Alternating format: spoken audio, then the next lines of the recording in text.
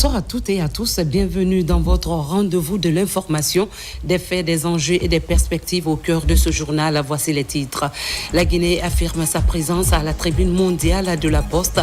Participation remarquée à la 28e conférence des plénipotentiaires de Dubaï. La délégation conduite par la ministre des Postes, des Télécommunications et de l'économie numérique porte haut la vision nationale.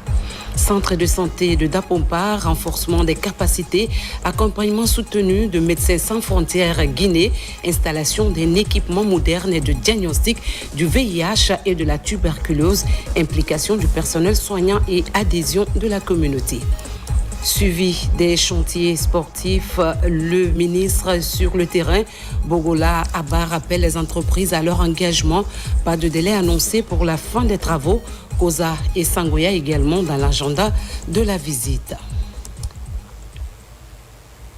Bienvenue dans ce journal. À la 80e session ordinaire de l'Assemblée générale des Nations unies, la Guinée a réaffirmé sa stratégie de développement. La délégation a mis en avant un pacte énergétique ambitieux et conduit des concertations diplomatiques de haut niveau. Priorité affichée, garantir l'accès à l'énergie pour tous et renforcer la place du pays dans la communauté internationale. Fatmata Kourouma, Aboubakar Koïta. À l'occasion de la 80e session ordinaire de l'Assemblée générale des Nations unies, l'envoyé spécial du président de la République, le ministre secrétaire général de la présidence, le général Amara Kamara, a multiplié ce mercredi 24 septembre 2025 les rencontres de haut niveau à New York. Dans la matinée, il a pris part à la réunion consacrée à la validation du Pacte national de l'énergie de la République de Guinée, aux côtés de 16 autres pays africains.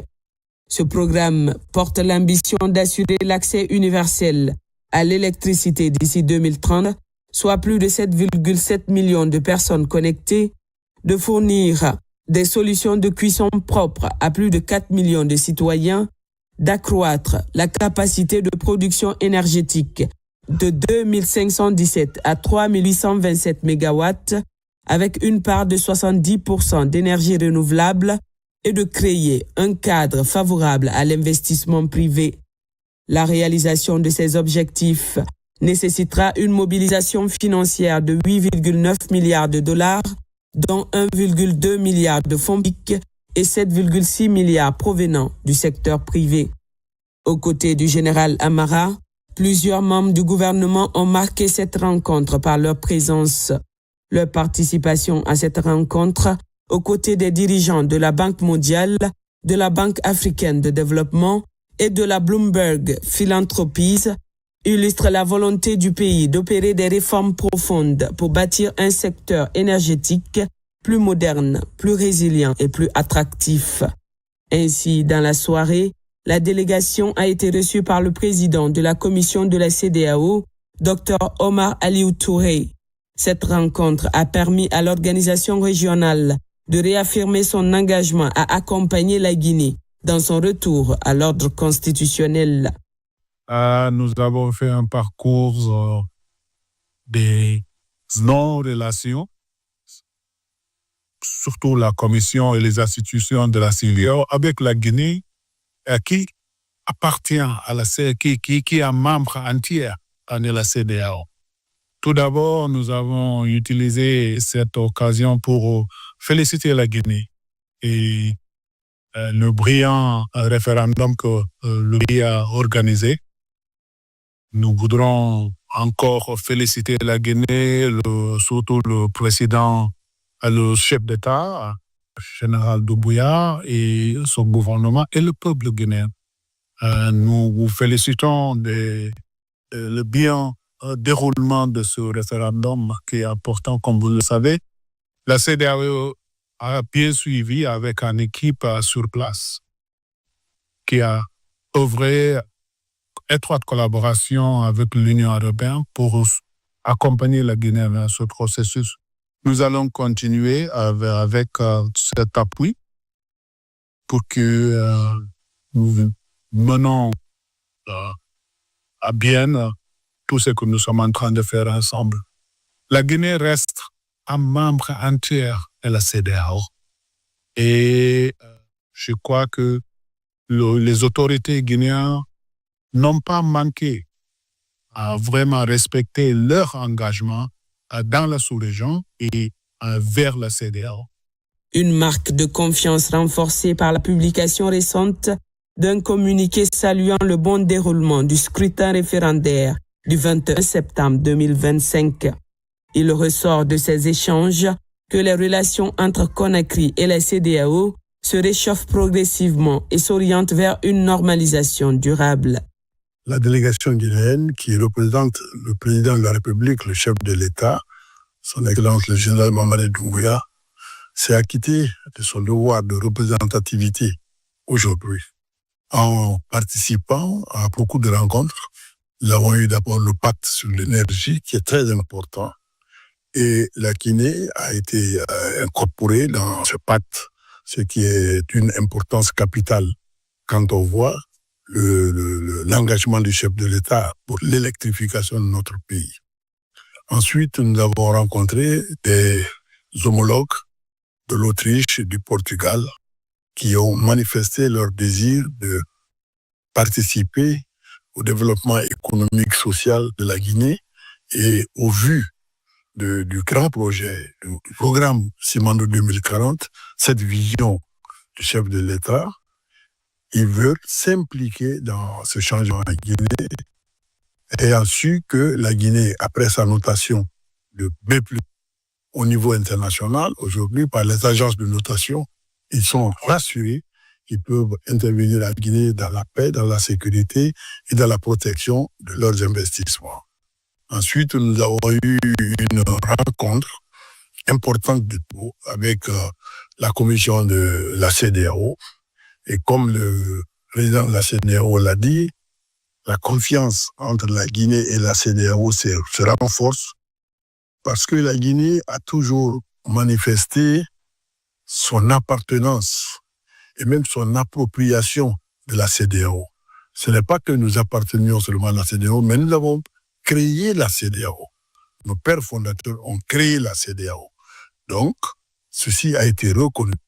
Et l'élégance politique que la Guinée a faite cette fois-ci en organisant un référendum dénudé de toute violence, un référendum de paix, de sécurité, de concorde nationale, ceci a impressionné l'opinion internationale.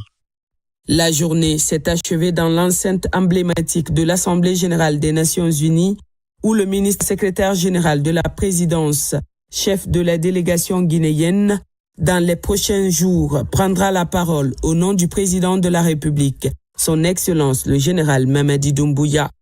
Une allocution attendue qui viendra traduire devant la communauté internationale la vision et les ambitions de la Guinée entre souveraineté économique, stabilité institutionnelle et ouverture au partenariat mondial.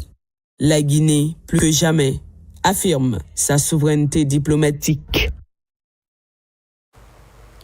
Et puis ce décret de la présidence de la République, décret D 2025-0175 PRG CNRD SGG portant promulgation de la loi ordinaire L 2025-020 CNT du 27 août 2025, le président de la République, vu la charte de la transition, vu l'ordonnance au 2021-001 PRG CNRD SGG du 16 septembre 2021 portant prorogation des lois nationales, des conventions, traités et accords internationaux en vigueur à la date du 5 septembre 2021, vu le communiqué numéro 1 du Comité national du Rassemblement pour le développement CNRD du 5 septembre 2021 portant prise effective du pouvoir par les forces de défense et de sécurité décréta.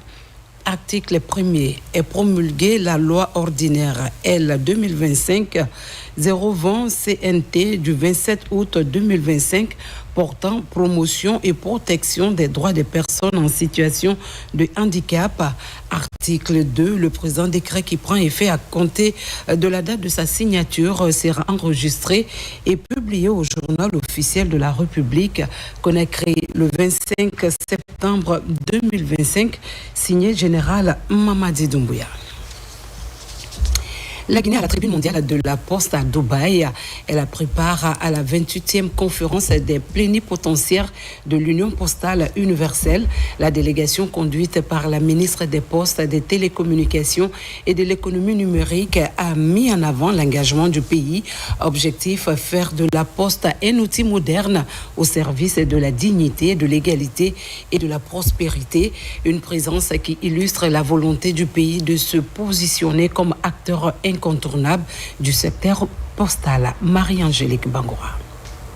À Dubaï, l'organe décisionnel suprême de l'Union postale universelle a réuni les plénipotentiaires des 192 pays membres. Objectif, définir les orientations stratégiques et les règles qui guideront le réseau postal mondial pour les années à venir. Nous sommes fiers d'avoir porté la voix de la Guinée pour contribuer à la préparation des textes qui doivent régir la vie de tous les États membres en matière des questions postales. Nous sommes vraiment fiers d'avoir pris part à certaines élections pour élire les membres des organes de cette Union postale universelle. Nous sommes fiers d'annoncer au peuple de Guinée et à ses partenaires que la Guinée va prendre part et siéger au conseil d'exploitation de l'Union postale universelle. La ministre Rose Paula Prissimou, au nom du chef de l'État, le général Mamadi Doumbouya, a rappelé la volonté de la Guinée de placer la Poste au cœur de sa stratégie de développement et de sa vision Simandou 2040. Ce acquis majeur n'est que la concrétisation de la vision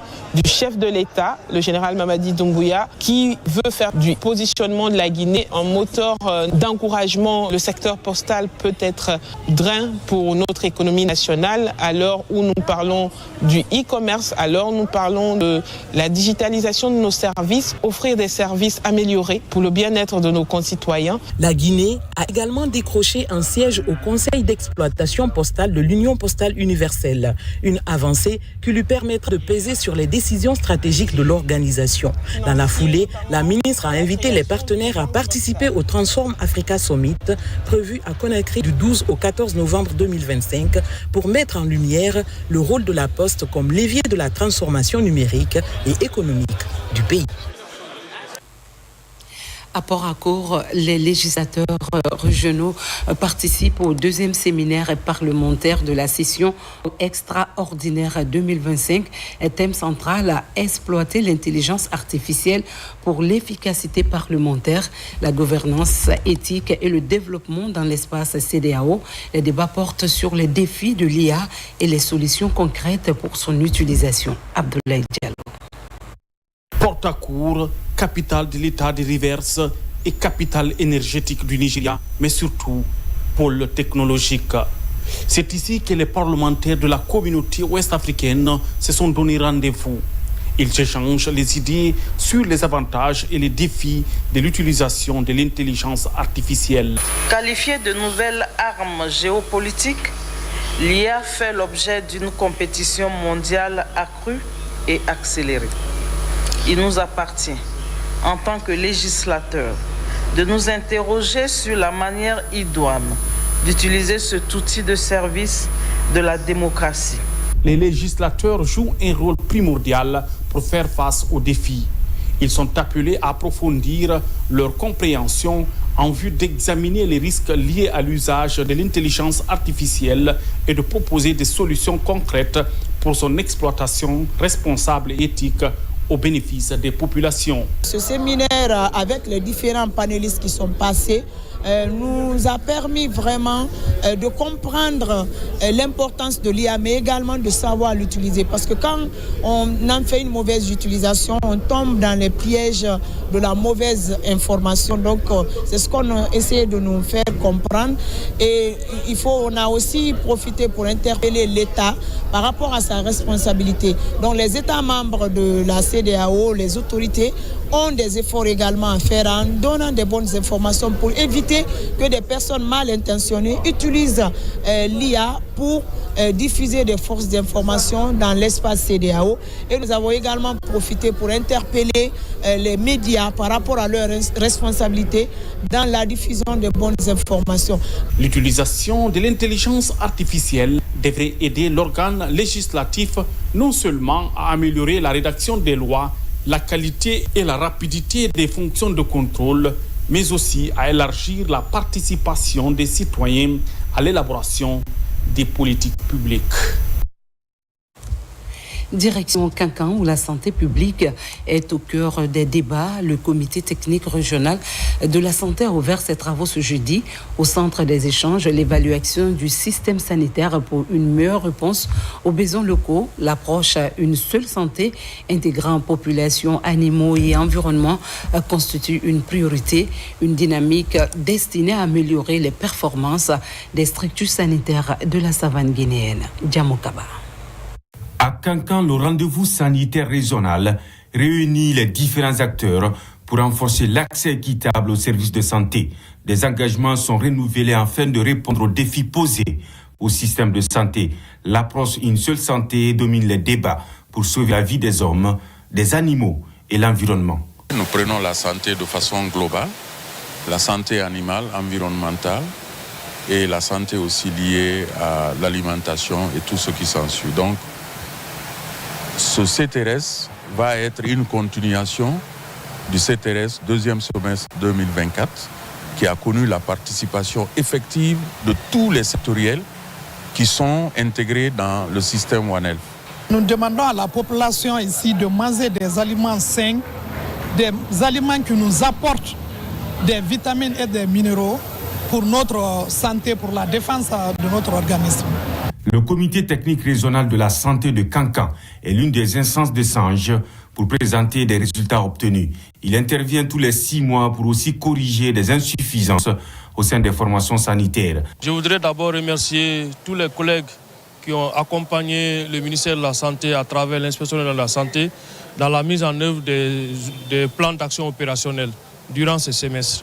Et ensuite, inviter tous les partenaires à mettre en œuvre les recommandations qui seront issues de cette session. Le bilan des indicateurs de performance de la région est exposé et le système d'information sur l'approche une seule santé est analysé. Le bien-être de l'organisme humain, des animaux et végétaux est l'ambition de cette rencontre régionale axée sur le bon fonctionnement du système sanitaire de Kankan. Restons dans le domaine de la santé. Cette fois à Conakry, le centre de santé de Dapompa, dans la commune de Matoto, reçoit un accompagnement de Médecins sans frontières Guinée. Une machine de diagnostic du VIH et de la tuberculose a été mise à disposition pour améliorer la prise en charge des patients. La remise a mobilisé personnel soignant et communauté locale. Adjatou Bari nous signe ce reportage. Au centre de santé de Dabompa, c'est une file active de 2000 patients vivant avec le VIH qui est suivie. Tous peinent à faire un suivi biologique régulier de leur traitement antirétroviral par manque de logistique adéquate sur place. C'est désormais chose faite avec l'acquisition d'une machine Gène Expert de dernière génération à la fois dédiée au diagnostic et au suivi biologique. Donc tout le personnel médical qui se trouve ici dans ce centre de santé doit parfois attendre jusqu'à 2-3 jours d'avoir les résultats et adapter le traitement en fonction des résultats du laboratoire. Là, on s'est dit c'est relativement facile de mettre en place un petit laboratoire ici avec une machine Gene Expert qui permet d'avoir le dépistage et les résultats en termes de charge virale, que ce soit pour le VIH-Sida, mais également sur le diagnostic de la tuberculose. Le trou que vient combler l'acquisition de cet appareillage est énorme. Maintenant que nous avons ces appareils avec nous, ça nous permet vraiment de faire une prise en charge adéquate et à temps opportun. La mise à disposition de cette machine de diagnostic est accompagnée par l'installation d'un champ solaire afin de garantir une autonomie énergétique. Médecins sans frontières Belgique est le principal donateur de cet équipement médical. Cette machine que vous voyez, elle a 4 modules. Et les 4 modules, ça c'est 4 échantillons. Donc ça veut dire qu'il prend en charge 4 patients. Et l'importance de cette machine aussi, vous voyez, il peut prendre en même temps les différents échantillons, que ce soit la tuberculose, que ce soit la charge virale, que ce soit le diagnostic précoce. Le centre de santé de Dabompa est l'un des 9 sites de prise en charge des malades du VIH soutenus par Médecins sans frontières Belgique. L'ouverture de ce laboratoire de diagnostic du VIH et de la tuberculose vient garantir l'accès des services de soins aux personnes vivant avec la maladie. Toujours à Conakry, un autre sujet lié à la santé des femmes. Une rencontre régionale a uni plusieurs pays de la sous-région. Les échanges portent sur la lutte contre l'avortement non sécurisé ainsi que sur la santé sexuelle et reproductive en lien avec le projet Fonds mondial pour les femmes. Alpha Isiagaba pour les détails. La rencontre régionale est d'un grand enjeu sur la santé de la femme. Elle porte essentiellement sur l'avortement sécurisé, l'autonomisation des femmes et la santé sexuelle et reproductive. 3 pays prennent part à ces assises. Il s'agit de la Guinée, la Côte d'Ivoire, le Bénin et le Cameroun. On est en train de travailler avec ces 4 pays. Déjà, tout le monde va aussi faire des présentations sur l'état d'avancement, sur les questions d'avortement non sécurisé. Parce qu'on a vu qu'aussi dans nos communautés, il y a eu des décès maternels liés à l'avortement non sécurisé. Donc pour nous, c'est déjà une question de santé publique parce que nous sommes de la société civile. Donc il faut s'intéresser aussi vraiment pour réduire le taux de mortalité maternelle lié à l'avortement non sécurisé. Nos attentes en général, c'est avoir un lien régional où le travail qui est en train d'être fait en Guinée soit être vu dans un sens régional avec les autres pays aussi. Initié par le Fonds mondial pour les femmes, piloté en Guinée par Twin, entendez réseau international des femmes d'aujourd'hui. L'objectif est de créer un lien entre ces pays participants pour lutter considérablement contre l'avortement non sécurisé. C'est pour renforcer le lien de travail qui existe déjà, pour ensuite élargir aussi le mouvement anti-SSR et pour le droit à l'avortement. Je suis en Guinée pour la rencontre régionale des OSC bénéficiaires du Global Fund for Women. C'est le moment d'apprendre d'autres organisations parce qu'il y a d'autres organisations venant du Cameroun et du Bénin pour un partage d'expériences de ce que nous faisons en matière de santé sexuelle et reproductive et en matière d'avortement sécurisé. Pendant 3 jours, tous les effets liés à la santé sexuelle et reproductive seront passés au crible. Les participants s'attendent à une lutte contre les effets de l'avortement non sécurisé et autres travers sociaux qui affectent les femmes africaines. Dans le secteur agricole à présent, l'Institut de recherche agronomique de Guinée a procédé à la restitution des travaux de diagnostic pour l'élaboration d'un plan de gouvernance et de pilotage stratégique réalisé en partenariat avec un cabinet d'audit et de restructuration organisationnelle. Cette démarche vise à doter l'institution d'une gestion axée sur l'obligation de résultat. Fodé Camara. Après un état des lieux approfondi, la direction générale de l'Institut de recherche agronomique de Guinée s'apprête à s'engager dans la voie des réformes. Des réformes structurelles qui seront balisées par de nouveaux éléments de gouvernance et de pilotage stratégique. La sécurité alimentaire est comme un outil de sécurité nationale et également en tant qu'outil de sécurité nationale, il faut produire des innovations agricoles qui puissent permettre à notre pays de garantir son autonomie. Et donc, ce diagnostic s'inscrit dans une dynamique où le changement sera apporté au sein de l'organisation pour rendre l'organisation plus efficace. Cette nouvelle feuille de route a redéfini les périmètres d'intervention du personnel d'appui et des chercheurs impliqués dans la création des variétés à haut rendement dans les centres régionaux du littoral, du Fouta, de la savane et de la forêt. Sans la validation de cette feuille de route, je ne peux pas me permettre, j'ai l'ébauche, mais que je ne peux pas donner, parce que le document n'est pas validé. Mais je pense qu'après cette validation, nous serons dans nos tâches de bien servir les autres pour qu'eux aussi, à leur tour, ils puissent savoir ce qu'ils doivent faire. Ces réformes vont contribuer à positionner l'Institut de recherche agronomique de Guinée comme une structure scientifique de référence dans l'accompagnement des différentes filières agroalimentaires. Aujourd'hui, on ne peut pas parler de développement agricole sans parler de la recherche scientifique en amont. Et cette recherche scientifique passe nécessairement par l'optimisation de la gestion qui va porter sur le capital humain, le renforcement institutionnel et tout ce qui est comme ingrédient pour la relance de la recherche. Ce diagnostic a touché tous les éléments de gouvernance pour permettre à l'Institut de recherche agronomique de Guinée de disposer d'un plan stratégique de développement. Revenons dans la capitale où les actions d'assainissement se multiplient. L'Agence nationale d'assainissement et de salubrité publique a doté les communes de Keloum, Tombolia et Manéa de 3 bacs à ordures de grande capacité, une contribution destinée à améliorer la gestion des déchets et la salubrité publique. Commentaire Mamadou Saliouba, image Mamadou Saliouba Ngora. L'assainissement de la capitale, un défi de tous les jours. Pour gagner le pari, l'Agence nationale d'assainissement et de salubrité publique engage une nouvelle dynamique. Elle dote les communes de Conakry des bacs à ordures.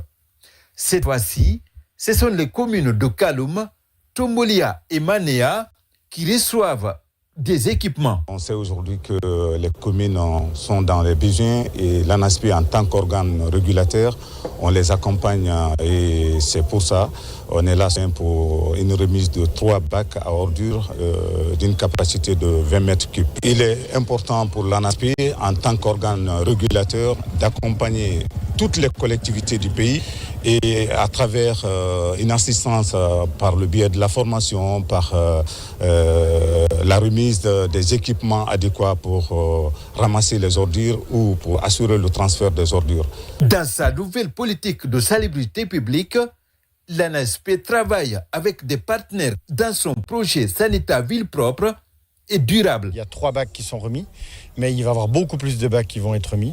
Il y a aussi des équipements, donc des nouveaux bacs aussi qui vont appuyer les communes et les PME à gérer les déchets venant des ménages, mais aussi tout ce qui est renforcement des capacités, tant au niveau national qu'au niveau local. Plus de bacs nous avons, plus ça peut contribuer vraiment à soulager les populations. Bac ou pas bac, ce n'est pas encourager que les populations, n'est-ce pas, viennent verser des ordures au niveau de la route. Les gens sont demandés et vraiment sollicités de s'abonner au PME. Engagé dans une nouvelle dynamique de modernisation de la gestion des déchets, l'ANASP ambitionne de doter l'ensemble des communes de Conakry des bacs à ordures. Les communes de Ratoma, Matoto et Kabélé ont déjà été servies dans le cadre de ce vaste programme. Cap maintenant sur le secteur de la défense. L'armée de l'air guinéenne se renforce avec la création de 2 nouvelles unités, les pompiers de l'air et l'unité de transit aérien. Leur mission, sécuriser les installations et protéger les infrastructures contre les sinistres. La remise des diplômes s'est tenue sur la base aérienne principale de Conakry en présence du chef d'état-major général adjoint des armées. Adjoint-chef Omar Kamara de la presse militaire. C'est la toute première promotion de pompiers de l'air et de techniciens de transit aérien de l'armée de l'air. Ces stagiaires, venus de la base aérienne principale de Conakry et des bases aériennes secondaires de l'intérieur du pays, ont bénéficié durant un mois d'intenses cours axés sur la maîtrise des incendies, milieu aéronautique et la gestion du transit aérien. Au terme de ce renforcement de capacité, ils reçoivent leur diplôme ici à l'école de l'air en présence des autorités militaires et civiles. Ces 2 formations d'initiation ont été le fruit d'une longue et rigoureuse démarche instruite par le chef d'état-major de l'armée de l'air dans l'optique de créer au sein de l'armée de l'air une unité indispensable à la sécurité aérienne et surtout au soutien à la conduite des opérations de déploiement sur le territoire. Ce programme de formation représente également une plus-value considérable pour l'armée de l'air. Il marque un tournant dans notre approche de la sécurité aéronautique car il s'appuie sur une collaboration étroite avec des partenaires techniques et institutionnels de référence. Avec un total de 70 stagiaires composés de 35 pompiers et de 35 techniciens de transit aérien, ces bénéficiaires sont suffisamment outillés à lutter contre les incendies, à assurer la protection et la sécurité des installations militaires et à établir des procédures de transit aérien. On a appris comment faire le premier secours face à une victime, qui soit conscient, qui soit inconscient, comment se comporter face à l'incendie sur les aéronefs. Vous, qui êtes les pionniers de cette nouvelle ère, sachez que notre institution a les yeux rivés sur vous. Vous incarnez le progrès, la compétence et l'espoir d'une génération moderne, compétente et très professionnelle. Ce renforcement des capacités des pompiers de l'air et transit aérien est une étape cruciale dans le cadre de la défense de notre espace aérien, de la protection des équipements et de nos installations. En témoigne cette simulation des stagiaires en maîtrise d'incendie. Du côté des infrastructures sportives, le ministre des Sports Bogola Abba a visité les stades du 28 septembre et de Nongon pour évaluer l'avancement des travaux et rappeler les entreprises à leur engagement. Aucun délai n'est encore annoncé pour la fin des chantiers. Avec les responsables du mouvement sportif, il a également sillonné les sites d'émergence de Koza et de Sangoya. On fait le point avec Moussa Komara. C'est une avancée majeure dans la rénovation du stade du 28 septembre, temple du football guinéen. Toutes les sièges sont presque installées dans les tribunes. L'électricité en cours de finition, le gazon naturel verdoyant. Le vieux stade affiche beau. Il doit désormais s'adapter aux standards internationaux. Sur le site, le ministre des Sports, en compagnie des acteurs clés du sport, passe en revue. L'évolution est satisfaisante. À quelques kilomètres de là, le stade de Nongor. Ici, le chantier avance à pas de tortue. Ce que nous avons vu, vous avez vu qu'au niveau des parkings, les 3500 parkings, pratiquement nous sommes à la fin. Et l'espace vert qui était prévu pendant cette saison des pluies aussi, ils ont beaucoup évolué. Nous avons vu évidemment sur les 35 blocs de toilettes, les travaux aussi ont beaucoup évolué. Nous avons vu évidemment les travaux de travaux de génie civil pour les cases ascenseurs, l'espace VIP où il faut faire l'agrandissement du béton, et là aussi. Donc je vois une évolution vraiment importante. Après ces deux stades, direction les émergences. Ici à Koza, le chantier bouge. Des espaces verts, des terrains de basketball, volleyball, des aires de jeu, des centres d'incubation. Tout est prévu pour révolutionner le sport et occuper sainement la jeunesse. L'émergence de Koza aujourd'hui répond à, disons, 80% à nos exigences et nous sommes très contents qu'ils ont pensé au basketball. Et aujourd'hui, nous avons une salle couverte qui peut accueillir au moins 1000-1500 places. Je pense que si tout est fait, on peut vraiment avoir une salle meilleure que celle qu'on a déjà. C'est une chance avec les nouvelles autorités, parce que nous, on n'est pas habitués à ça pour le temps que nous avons fait dans le sport. Non, félicitations. Tout comme l'émergence Koza, Sangoya représente l'avenir de notre capitale. Le projet est présidentiel. Aucun délai pour la fin des travaux commencés il y a plus de 2 ans. Intéressons-nous à présent au tourisme. Longtemps resté à marge du secteur mondial, la Guinée amorce sa relance grâce à une politique gouvernementale. À Paris, lors du sommet mondial sur le tourisme, la mission conduite par la directrice générale du tourisme a mis en avant les atouts culturels, touristiques et cinématographiques du pays. Une démarche inscrite dans la dynamique du programme Simandou 2040 pour hisser la Guinée au rang des grandes destinations africaines.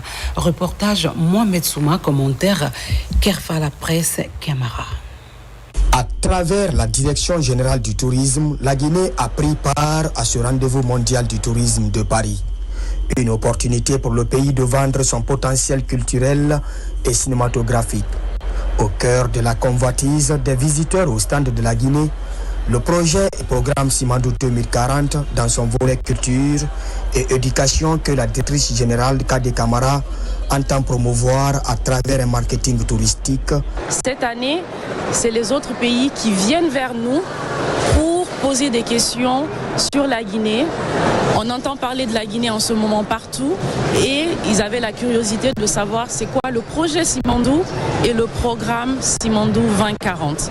Alors c'était vraiment une très grande fierté pour nous de présenter ce projet phare pour la Guinée, un projet de renommée internationale. À sa 4e participation à ce rendez-vous du tourisme universel, la Guinée a animé un panel portant sur son potentiel culturel, artistique et cinématographique.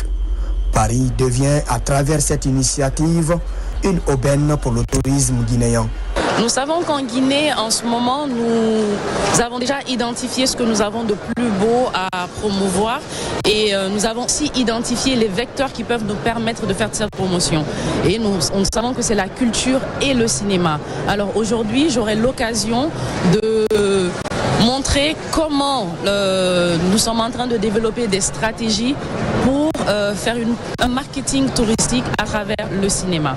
Cette rencontre des acteurs explore les innovations et les tendances du tourisme mondial nécessaires pour une mutation qualitative du secteur touristique dans le monde et pour la Guinée.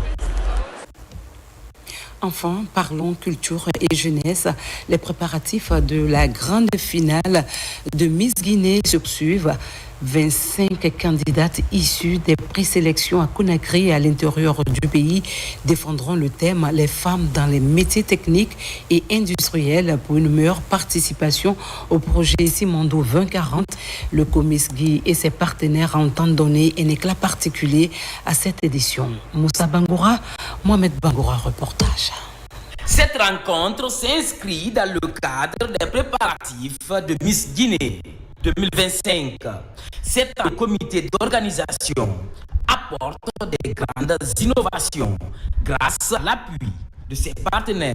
Le fondateur de la fondation KPC, qui est M. Kerfala Kamara, dans notre convention, il nous offre une voiture pour la gagnante, un terrain et un appartement meublé. Cette année, il a rajouté une villa pour toutes les activités du comité d'organisation. Ce sont ces cadeaux que la Miss va avoir après la finale de Miss Guinée 2025.